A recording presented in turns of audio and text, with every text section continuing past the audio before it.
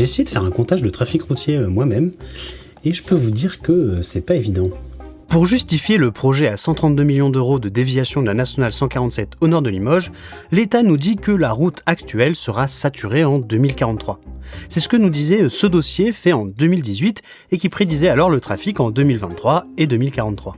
Les chiffres utilisés sont des comptages effectués en 2015, et depuis, rien. Pas un seul comptage pour vérifier que les projections sont bonnes. Alors je me suis dit que j'allais vérifier moi-même. Le truc c'est que pour avoir des chiffres un peu corrects, il faudrait au moins compter pendant une semaine entière, jour et nuit, 24 heures sur 24. Et ça, manuellement, c'est pas possible. En creusant un peu, j'ai trouvé des algorithmes de comptage de trafic pour lesquels il suffit d'une vidéo. Maintenant, il faut une caméra qui peut tenir une semaine au bord de la route. Pas évident. Donc j'ai acheté une caméra d'affût avec un mode de détection qui devrait lui permettre de se déclencher uniquement quand il y a des voitures. On va voir si ça marche, je vais la laisser 24 heures. Et puis si ça marche en 24 heures, après je la laisserai une semaine pour avoir un truc un peu précis. Problème, la détection n'est pas assez rapide. Donc j'ai tenté le mode time-lapse, et nouvelle déception. Ça ne marche toujours pas. Tant pis, on passe à l'option suivante. Et l'option suivante, c'est ce petit boîtier. Et donc un Telram, en fait, c'est un boîtier qui est prévu pour compter le trafic. Dessus, on a donc une petite caméra. C'est prévu pour être posé à la fenêtre du premier étage, grosso modo. Problème, j'ai pas de fenêtre qui donne sur cette route.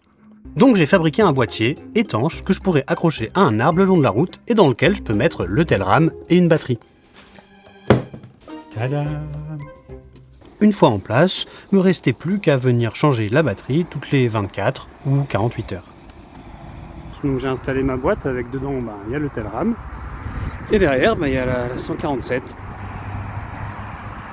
Ça fait quelques jours que le Telram est installé et compte les voitures au bord de la RN 147, donc ça c'est super, sauf que il y a quelques chiffres qui me paraissent pas tout à fait cohérents. Globalement, ça dépasse jamais les 6000 véhicules par jour et ça varie bizarrement d'un jour à l'autre. On ne devrait pas avoir des différences aussi importantes.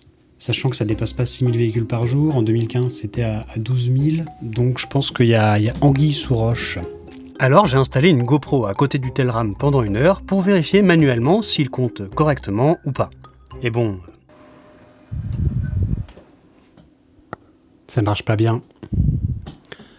Le Telram trouve 380 véhicules, et moi avec la GoPro, j'en trouve 825.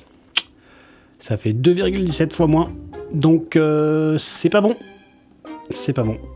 Et pour voir l'enquête complète, t'as juste à cliquer juste en bas, là, c'est sur YouTube.